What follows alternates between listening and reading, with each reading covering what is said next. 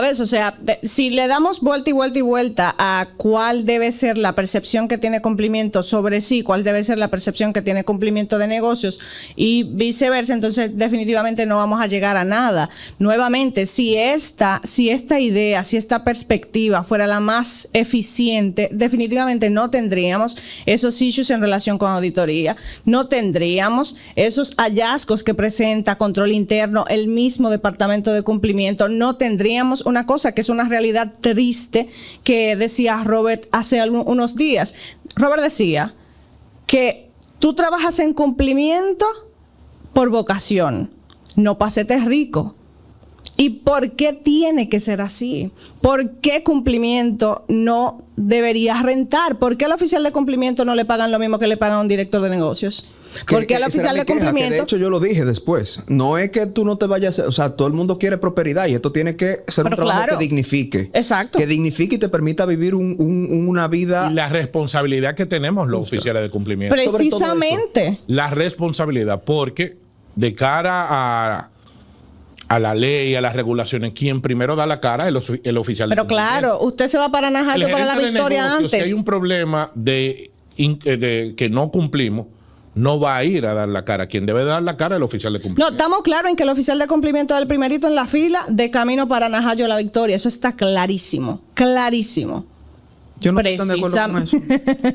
Por eso fue que yo dije, y lo repito, oficial de cumplimiento, si negocio, su consejo, su alta dirección, no le está haciendo mucho caso, y usted ve que hay situaciones, la misma facultad que usted tiene para reportar clientes, reporte lo interno, recopile información, protéjase usted y lávese la mano. La responsabilidad individual, la salvación es individual y hay responsabilidades para todo el mundo. Si no, no tuviéramos casos en los que empleados de sujetos obligados están siendo procesados penalmente por temas de lavado por una omisión o comisión de hechos en el ejercicio de funciones de negocio. Y ahí no está bailando el oficial de cumplimiento. Por eso yo te digo, vamos a poner las cosas como son. Pero también tenemos casos que el sector judicial enlistó un grupo de oficiales de cumplimiento por hacer su trabajo. No, vamos a ponerlo claro, el Ministerio Público. El Ministerio Público, yo no estoy de acuerdo con eso. No estoy de acuerdo con eso. Nombre, apellido, cédula, hora y no estoy de acuerdo con eso y lo voy a decir claro y llano. Si usted no tiene una sospecha de que el oficial de cumplimiento está involucrado en uno de los delitos asociados que establece la ley 155, no tiene por qué salir en un expediente ni siquiera nombrado, porque eso perjudica la robustez que se ha logrado al día de hoy en el sistema de cumplimiento y aterroriza a aquellos que quieren asumir de manera responsable el rol. Así de repente tú tienes un caso de un alto perfil de narcotráfico, de trata de personas relacionado con lavado de activos, donde tú te estás enfrentando con gente delincuente y de repente hacen la conexión y te dicen, pero fue fulano que me reportó del banco tal o del dealer tal o del concesionario tal, y eso realmente representa un riesgo para la seguridad y la integridad de ese oficial de cumplimiento. Entonces, ¿qué mensaje tú estás mandando? Ministerio Público, vamos a pensarlo dos veces. A menos que usted tenga una sospecha fundamentada, probada en contra de un oficial de cumplimiento, no tiene por qué estar mencionado en un expediente. ¿Dónde está la confidencialidad de todo el ciclo de información que reviste un reporte de operación sospechosa? Eso es una falta de respeto a todo lo que se ha logrado hasta el día de hoy. Claro, yo redacté hace unos meses un artículo sobre la innecesaria exposición de los oficiales de cumplimiento en los casos del Ministerio Público, donde uno de mis hallazgos era precisamente que se habían individualizado tanto en las solicitudes de medida de coerción como en las acusaciones de varios de los grandes casos que hemos tenido en los últimos años a más de 54 oficiales de cumplimiento. Es lo que Robert ha dicho de manera genial. ¿Cuál es la responsabilidad del oficial de cumplimiento frente a una investigación penal? Cuando yo decía que el oficial de cumplimiento en la práctica es el primero en la línea para Najayo y la victoria, no me refería esencialmente a que deba ser así. Sin embargo, a la primera persona que llaman es al oficial de cumplimiento, no es a negocios, no es al consejo, no es a la gerencia general. Entonces, quiero rescatar algo de ahí. Quiero rescatar algo de ahí. Y ahí vamos como decía Robert, que muchos de los oficiales de cumplimiento, de momento vamos a terminar en un manicomio. Sí, no, o de visita periódica a la terapia, un psicólogo. Y vamos a rescatar deberían agregarlo en los beneficios. Vamos a rescatar algo de ahí, porque me parece sumamente interesante, Paola, y creo que vas a estar de acuerdo conmigo. De repente tú tienes, y eso es porque, esa es una de las razones también que responde a tu primera pregunta de por qué se suele ver a cumplimiento como una unidad o un ente de fiscalización y no pro negocio. Exacto. Y es porque todo el flujo de información que maneja en gran medida es confidencial. Entonces, cuando tú eres el representante de tu organización ante las autoridades competentes y los entes de supervisión, pues entonces eso te carga adicionalmente de esa responsabilidad o deber de confidencialidad. Entonces, de repente tú le pides información a negocio de un expediente de un cliente que tú tienes vinculado hace 30 años, pero que negocio no hizo su trabajo de realizar una debida diligencia de forma periódica o simplemente no aparece ni siquiera la cédula del cliente en el expediente.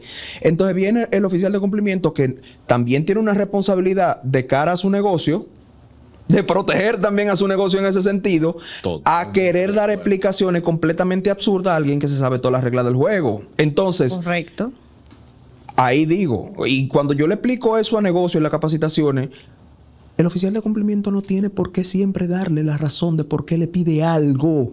Entienda que cuando el oficial de cumplimiento le pide algo, probablemente tenga un fiscal respirándole en el cuello y él lo que está tratando de protegerlo a usted. Y si le dice información a usted lo que lo está exponiendo a una condición que él está asumiendo y por eso que terminan en psiquiatra. Exactamente. Por eso entonces debemos de tener más independencia. No, más independencia o menos independencia, no, independencia. Independencia para manejar ese tipo de información, que negocio no se dé cuenta de que si estamos investigando una persona o nos están solicitando esa información de esa persona, se quede dentro del ciclo de la confidencialidad y que si aparece algo más a futuro, ya lo podamos tener. Y fíjate algo que tan confidencial y con el tema de los reportes de operaciones sospechosas. Por ejemplo, que te dice que ni siquiera tu ente de supervisor puede tener acceso a la información de inteligencia de los reportes. O sea, ni siquiera tu supervisor. Eso es algo que se queda entre el oficial de cumplimiento y la unidad de análisis financiero. Entonces, cualquier desliz de información por ahí, cualquier filtro de información, aún sea de negocio, aún tú diciendo, como he visto casos en sistema, cliente reportado a la unidad de análisis financiero. ¿Y quién tiene acceso a esa base de datos? ¡Qué locura! La empresa, toda la línea de negocio. O sea, tú estás desvelando ya información y se lo dijo un oficial de cumplimiento. Eso es ilegal también. Claro, le dije, eso es un tip-in-off. Eso es un tip-in-off. Ten cuidado con eso. Seguido lo eliminaron. Entonces, tiene que venir alguien de afuera para hacer esa... Y por eso es importante siempre tener un experto externo no sesgado. No sesgado. Porque de repente tú crees que lo estás haciendo bien dentro del cumplimiento. Porque hay un sistema y un mecanismo a lo que tú tuviste que engancharte. Desde fuera tiene que venir alguien que te diga, güey, cuidado con esto. Quizás tú no lo percibiste o no te diste cuenta porque no está dando información de detalle de inteligencia. Pero en el momento en que tú asocias una alerta en un sistema o en el CRM de cliente reportado, supuestamente para que el negocio sepa que es un cliente de alto riesgo. No, eso es inconcebible. Ya tú estás dando información de inteligencia. Pero claro. Ya tú estás dando por sentado que ese cliente fue reportado. Ya de por sí es una filtración de información confidencial. Entonces, un oficial de cumplimiento que tenga que cargar con eso. Y aquí, por eso hice mucho énfasis con el tema de los beneficios. Es muy bueno negocio cobrar sus comisiones. Es muy bueno, pero ¿qué comisiones cobra quien le está a usted respaldando y resguardando ante esa situación incómoda? Eso donde es lo que digo. Hay negociaciones en el día a día, donde hay ministerios públicos que han obtenido órdenes, autorizaciones por parte del Poder Judicial para entrar a los negocios. Para entrar a los negocios, simplemente porque hay una información que de entrada no se pudo suministrar porque alguien en el negocio no pudo recopilarla. ¿Tú sabes lo delicado que es eso? Y que el oficial de cumplimiento no pueda decirlo. Es correcto.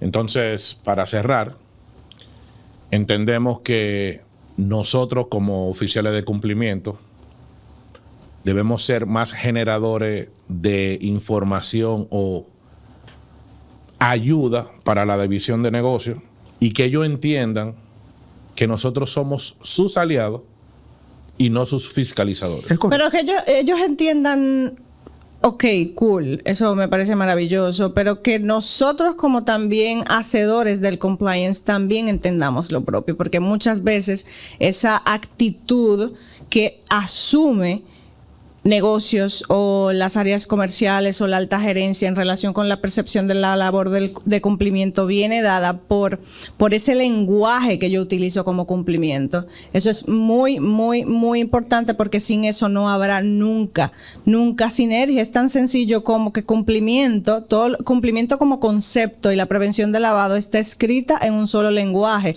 en un solo espíritu. Por tanto, no es concebible que negocios y cumplimiento hablen idiomas distintos. Debe haber una revisión integral en ese sentido. Si no, no habrá forma y seguiremos discutiendo esto. Una cosa que quiero destacar sobre el tema anterior y los reportes de operación sospechosas frente al rol que tiene el oficial de cumplimiento en los casos del Ministerio Público es que el aspecto de confidencialidad a mí me parece que a veces como que pasaría desapercibido, porque inclusive he visto tantas solicitudes o autorizaciones de información financiera que obviamente desde el Poder Judicial y a través de los órganos reguladores se le envía a los sujetos obligados, que especifican que una de las cosas que hay que entregar son ¿qué? Los reportes de operaciones sospechosas. Y eso es grave. Gravísimo que tu propio canal, o sea, a quien tú le estás reportando en este caso, que no es a la UAF, no es a la Superintendencia o a la DGI, es al Ministerio Público, a través, obviamente, o con la anuencia de ese juez, que es quien está otorgando esa autorización, no sepa que eso es confidencial. Y ahí, entonces, hay un tema. Debemos de tener un protocolo. No un protocolo, sino jueces especializados en materia de prevención. Maravilloso, sí, pero tampoco vamos a hablar que aquí estamos en Suiza. De operación sospechosa no se divulgan. Claro, pero eso está clarísimo porque eso lo dice la legislación. No se divulgan. ¿Por qué? Porque dentro del marco de las sanciones administrativas, y la ley lo especifica, que te pueden tanto de manera administrativa como de manera personal, te pueden sancionar. Tú entregando esa información, estás conllevando a que tu órgano de gestión empresarial sea sancionado, porque tú estás violentando algo que dice la ley. Sí, pero también es tu responsabilidad identificar si lo que sea que te están pidiendo conteste a la normativa. ¿Cómo no? Porque entonces, ¿qué oficial de cumplimiento? Correcto, que tú y sobre eres? eso yo creo que